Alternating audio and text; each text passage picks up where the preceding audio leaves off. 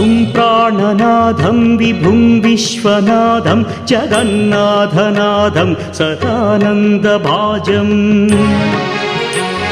भवद्भव्यभूतेश्वरं भूतनाथं शिवं शङ्करं शम्भुमीशानमीडे गणेरुण्डमालं तनौ सर्पजालं महाकालकालं गणेशादिपालम् जटाजूटगङ्गोत्तरं कैर्विशिष्यं शिवं शङ्करं शम्भुमीशानमीडे मुदामाकरं मण्डनं मण्डयन्तं महामण्डलं भस्मभूषाधरन्तम्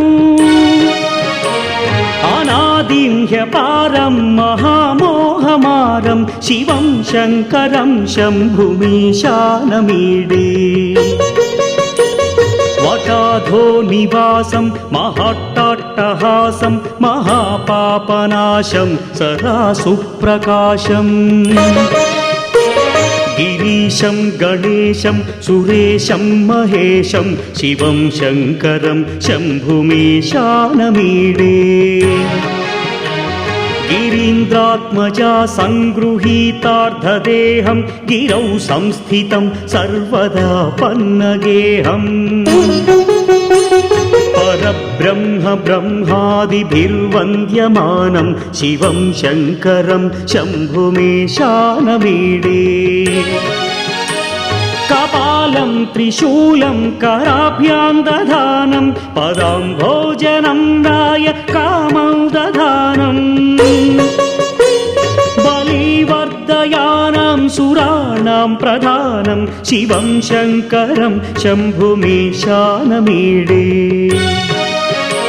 शरच्चन्द्रगात्रं गणानन्दपात्रं त्रिनेत्रं पवित्रं धनेशस्य मित्रम् अपर्णाकळत्रं सदा सच्चरित्रं शिवं शङ्करं शम्भुमीशानमीडे हरं सर्पहारं चिताभूविहारं भवं वेदसारं सदा निर्विकारम् श्मशाने वसन्तं मनोजं दहन्तं शिवं शङ्करं शम्भुमीशानमीडे स्वयं यः प्रभाते नरशूलपाणे पठे स्तोत्ररत्नं त्विह प्राप्य रत्नम् सुपुत्रं सुधान्यं सुमित्रं कळत्रं विचित्रैः समाराध्य मोक्षं प्रयाति गङ्गातरङ्गरमणीय जटाकलापौ गौरीनिरन्तरविभूषितवामभागं नारायणप्रियमनङ्गमदापहारं वाराणसीपुरपतिं भज विश्वनाथम् वाचामगोचरमनेकगुणस्वरूपं वागीश विष्णुसुरसेवितपादपीठं वामेन विग्रहवरेण्यकळत्रवन्तं वाराणसीपुरपतिं भज विश्वनाथम् भूताधिपं भुजगभूषणभूषिताङ्गं व्याघ्राजिनाम्बरधरं जटिलं त्रिनेत्रं पाशाङ्कुशाभयवरप्रदशूलपाणिं वाराणसीपुरपतिं भज विश्वनाथम् सीतांशुशोभितकिरीटविराजमानौ फालेक्षणानलविशोषितपञ्चबाणं नागाधिपारचितभासुरकर्णपूरं वाराणसीपुरपतिं भज विश्वनाथम् पञ्चाननं दुरितमत्तमतङ्गजानां नागान्तकं धनुजपुङ्गवपन्नगानां दावानलं मरणशोकजराटवीनां वाराणसीपुरपतिं भज विश्वनाथम् तेजोमयं सगुणनिर्गुणमद्वितीयं आनन्दकन्दमपराजितमप्रमेयं नागात्मकं सकलनिष्कळमात्मरूपं वाराणसीपुरपतिं भज विश्वनाथम् आशां विहाय परिहृत्य परस्य निन्दां पापे रतिं च सुनिवार्य मनस्समाधौ आदाय हृत्कमलमध्यगतं प्रवेशं वाराणसीपुरपतिं भज विश्वनाथम् रागादिरोषरहितस्वजनानुरागं वैराग्यशान्तिनिलयं गिरिजासहायं माधुर्यधैर्यशुभगं करणाभिरामं वाराणसीपुरपतिं भज विश्वनाथम् वाराणसीपुरपतेस्तवनं शिवस्य व्यासोक्तमष्टकमिदं पठिता मनुष्या विद्यां श्रियं विपुलसौख्यमनन्तकीर्तिं सम्प्राप्य देहविलये लभते च मोक्षम् विश्वनाथाष्टकमिदं यः पठेच्छिव सन्निधौ शिवलोकमवाप्नोति शिवेन सह मोदते।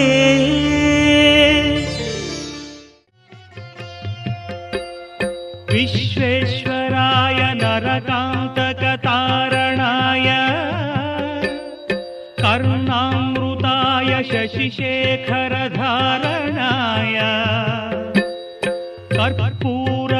कर्पूरकान्तिधवलाय जटाधराय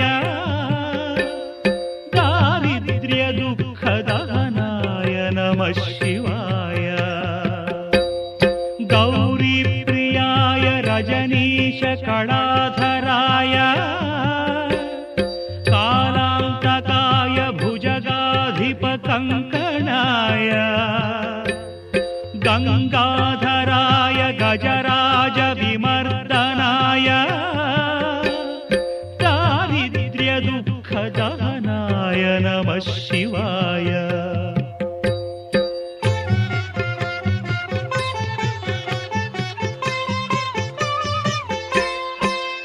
भक्तप्रियाय भवरोगभयापहाय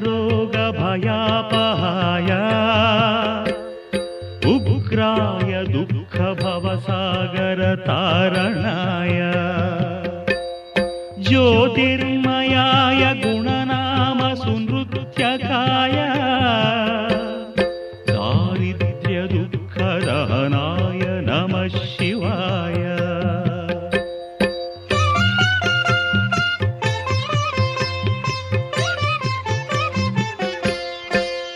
चर्माम्बराय शवभस्मविलेपनाय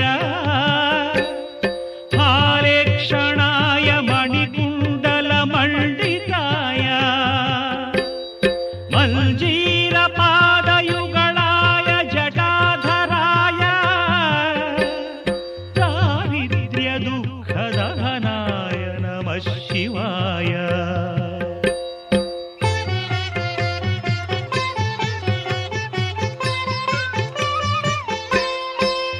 पञ्चाननाय फणिराजविभूषणाय हेमांशुकाय भुवनत्रयमण्डिताय आनन्दभूमिवरदाय तमोमयाय दारिद्र्यदुःखदहनाय नमः शिवाय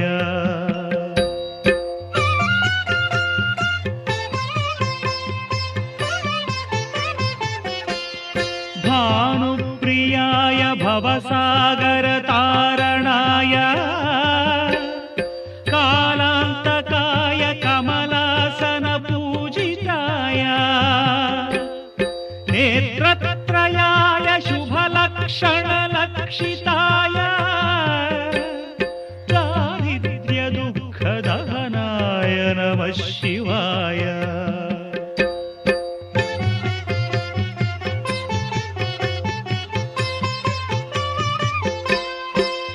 रामप्रियाय रघुनाथवरप्रदाय नामप्रियाय नरकार्णवतार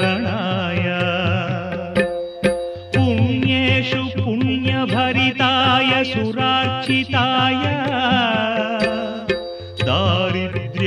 दारिद्र्यदुःखदहनाय नमः शिवाय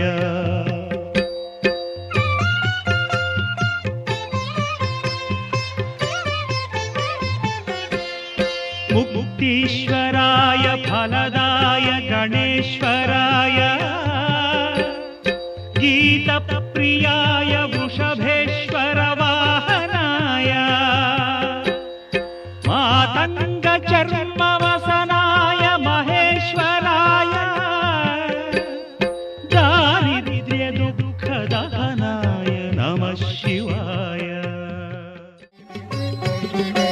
नमामीशमीशाननिर्वाणरूपं विभुं व्यापकं ब्रह्मवेदस्वरूपम् अजं निर्गुणं निर्विकल्पं निरीहं चिदाकारमाकाशवासं भजेऽहं नमामीशमीशाननिर्वाणरूपं विभुं व्यापकं ब्रह्मवेदस्वरूपम्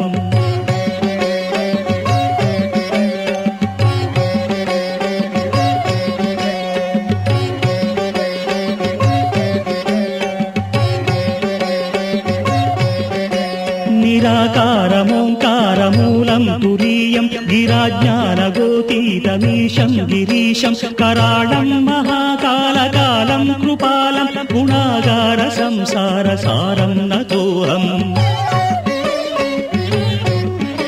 तुषाराद्रिसङ्काशगौरं गभीरं मनोभूतकोटिप्रभासी शरीरं स्फुरन्मौलिकल्लोलिनी चारुगङ्गा रसस्थालबालेन्दुकण्ठे भुजङ्गा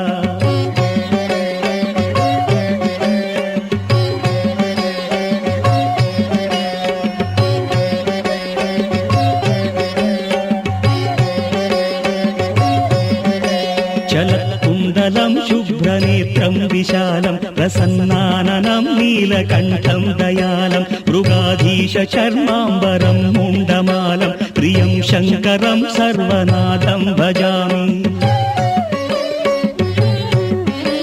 प्रचण्डं प्रकृष्टं प्रगल्भं परेशम् अखण्डं भजे भानुकोटिप्रकाशं त्रयीशूलनिर्मूलनं शूलपाणिं भजेऽहं भवानीपतिं भावगम्यम्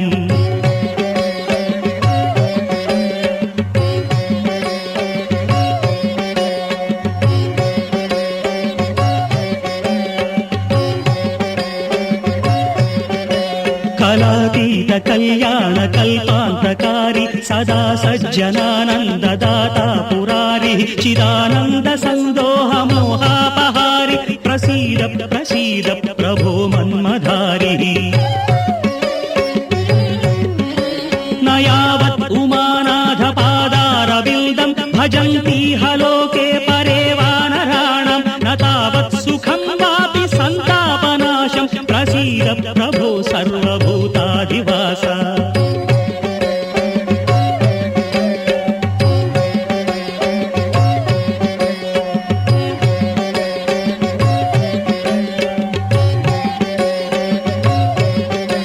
न जानामि योगं जपं नैव पूजां नतोऽहं सदा सर्वदा देवतुभ्यं जराजन्म दुःखौघतातप्यमानं प्रभो पाहि शापान्नमामीश शम्भो रुद्राष्टकमिदं प्रोक्तं विप्रेण हरतुष्टये ये पठन्ति नरा भक्त्या तेषां शम्भुः प्रसीदति ॐ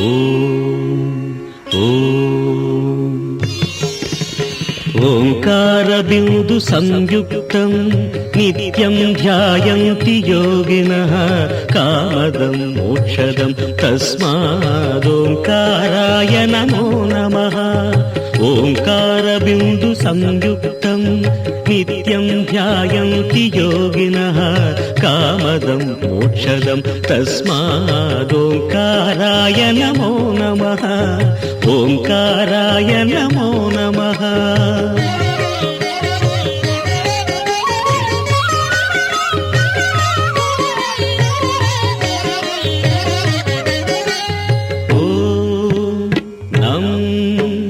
नमन्ति मुनयः सर्वे नमन्त्यप्सरसाङ्गणाः नराणामादिदेवानां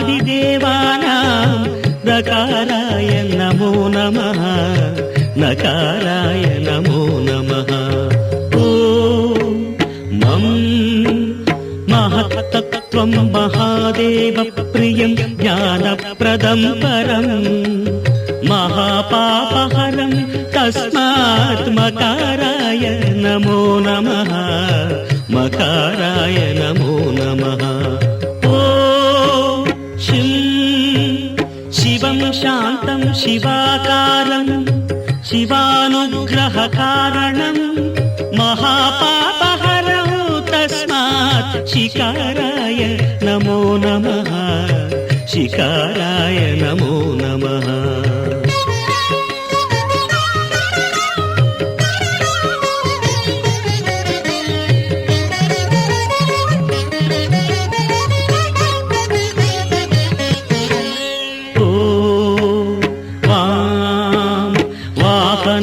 वृषभो यस्य वासुकीकण्ठभूषणं वामशक्तिधरं देवं वकाराय नमो नमः वकाराय नमो नमः ॐ यं यकारे संस्थितो देवो यकारं परमं शुभं यं नित्यं परमानन्दं यकाराय नमो नमः यकाराय नमो नमः ॐ यः क्षीराम्बुधिमन्थनोद्भवमहाहालाहलं भीकरं दृष्ट्वा तत्र पलायिता सुरगणा नारायणादिन्तरा नारायणादिन्तरा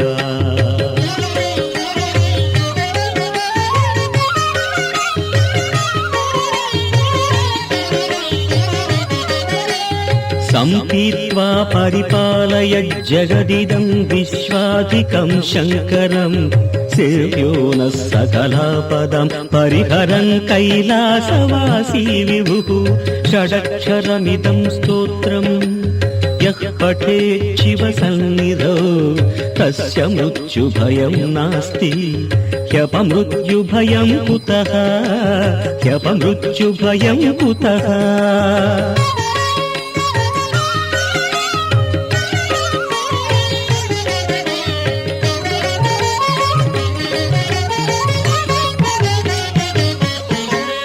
यत्कृत्यं तन्न कृतं यदकृत्यं कृत्यवत्तदाचरितम् उभयो प्रायश्चित्तं शिव तव नामाक्षरद्वयोच्चरितं तव नामाक्षरद्वयोच्चरितं शिव शिवेति शिवेति शिवेति वा भव भवेति भवेति भवेति वा हर हरेति हरेति हरेति वा भज नमः शिवमेव निरन्तरं भज नमः शिवमेव निरन्तरम्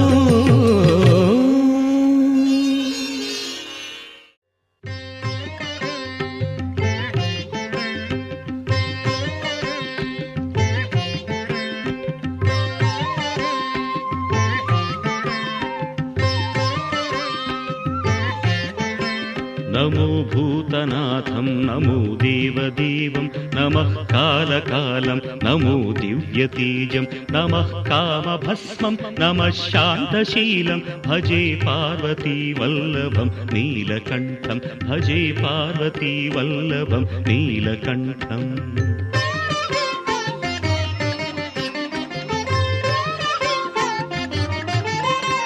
सदा तीर्थसिद्धं सदा भक्तरक्षं सदा शैव पूज्यं सदा शुद्धभस्मं सदा ध्यानयुक्तं सदा ज्ञानतल्पं भजे पार्वतीवल्लभं नीलकण्ठं भजे पार्वतीवल्लभं नीलकण्ठम्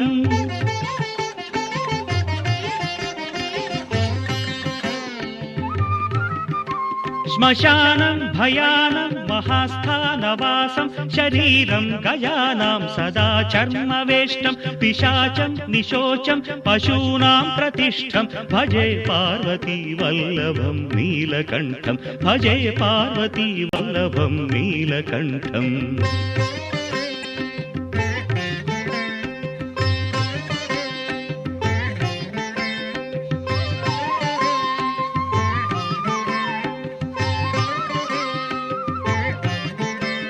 फणीनागकण्ठे भुजङ्गाद्यनेकं कडेरुण्डमालं महावीरशूरं कटिव्याघ्रचर्मं चिताभास्मलेपं भजे पार्वतीवल्लभं नीलकण्ठं भजे पार्वतीवल्लभं नीलकण्ठम्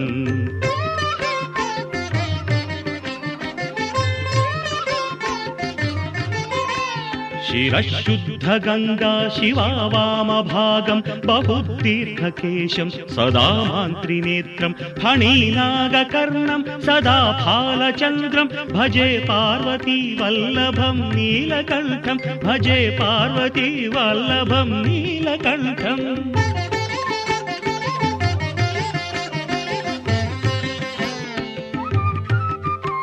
करे शूलधारं महाकष्टनाशं सुरेशं वरेशं महेशं जनेशं धने चारुदीशं ध्वजेशं गिरीशं भजे पार्वतीवल्लभं नीलकण्ठं भजे पार्वतीवल्लभं नीलकण्ठम्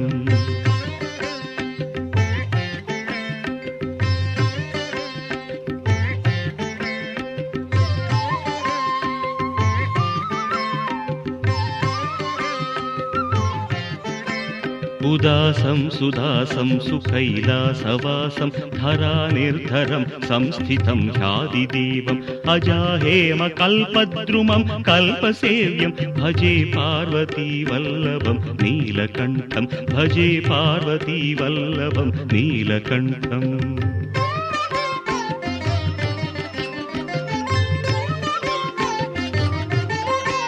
मुनीनां वरेण्यं गुणं रूपवर्णं द्विजासं पठन्तं शिवं वेदशास्त्रम् अहो दीनवत्सं कृपालं शिवं हि भजे पार्वतीवल्लभं नीलकण्ठं भजे पार्वतीवल्लभं नीलकण्ठम्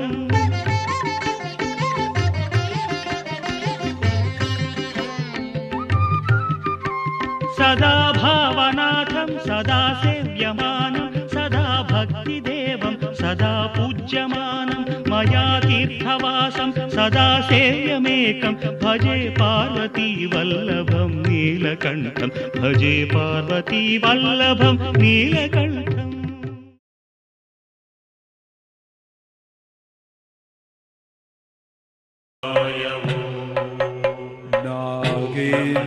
नागेन्द्रहाराय त्रिलोचनाय भस्माङ्गरागाय महेश्वराय नित्याय शुद्धाय दिगम्बराय तस्मै नकाराय नमः शिवाय मंदाकिनी सलिल चंदन चर्चिताय नंदीश्वर प्रमथनाथ महेश्वराय मंदार मुख्य बहुपुष्प सुपूजिताय तस्मै मकाराय नमः शिवाय शिवाय गौरीवदनारविन्दसूर्याय दक्षाध्वरनाशकाय श्रीनीलकण्ठाय वृषभध्वजाय तस्मै शिकाराय नमः शिवाय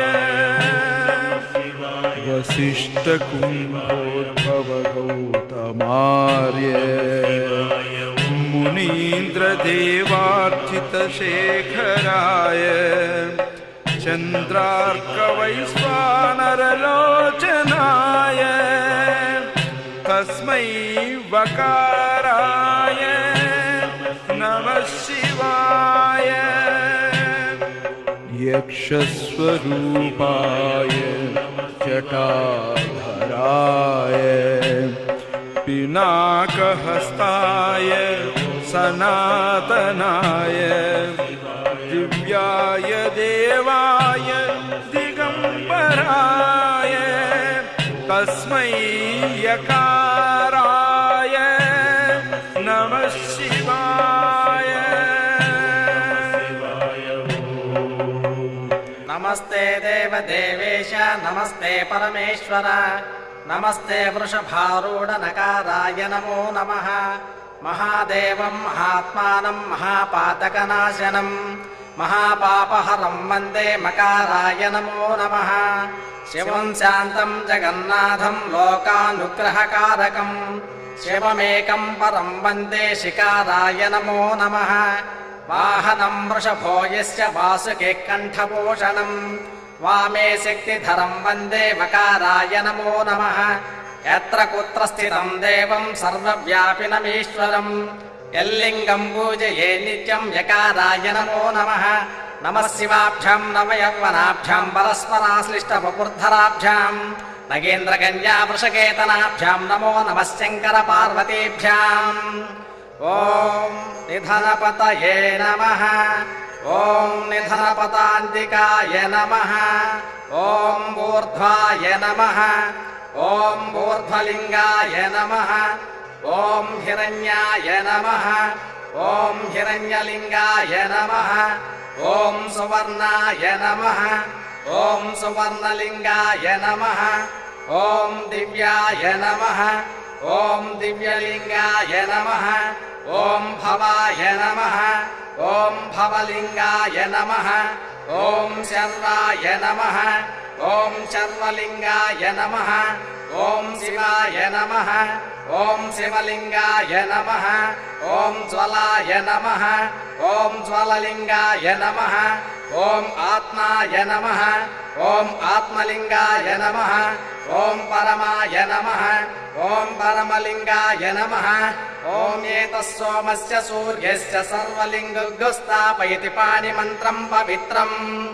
ॐ शिवो महेश्वरः शम्भुः पिनाकेशशेखरः वामदेवो विरूपाक्षः कपर्दे नीललोहितः शङ्करः शूलपाणिश्च कट्वाङ्गी विष्णुवल्लभः शपिनी अम्बिकानाथः श्रीकण्ठो भक्तवत्सलः भवः सर्वत्रिलोकेशः शितिकण्ठः शिवाप्रियः उग्रः कपर्दे कामारी अन्धकारसूदनः गङ्गाधरो ललाटाक्षः कालकालः कृपानिधिः भीमः परशुहस्तश्च मृगपाणिर्जटाधरः कैलासवासी कवची कठोरः त्रिपुरान्तकः वृषाङ्को वृषभारूढो भस्मोद्धूलितविग्रहः सामः प्रियः सर्वमयः त्रयमूर्तिरनीश्वरः सर्वज्ञः परमात्मा च सोमसूर्याग्निलोचनः अविर्यज्ञमयः सोमः पञ्चवक्त्रः सदाशिवः विश्वेश्वरो वीरभद्रो गणनाथः प्रजापतिः हिरण्यरेता दुर्धर्षो गिरीशो गिरीशोनखः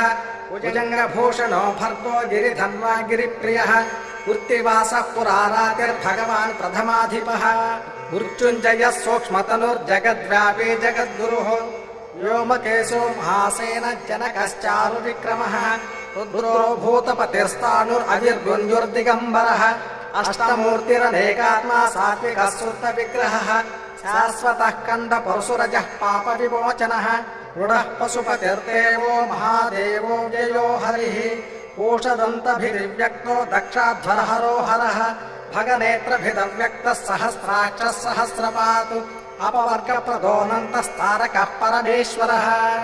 एवं श्रीशिवदेवस्य नाम्नाम् अष्टोत्तरं शतं श्रीशिवाष्टोत्तरशतनामस्तोत्रं सम्पूर्णम्।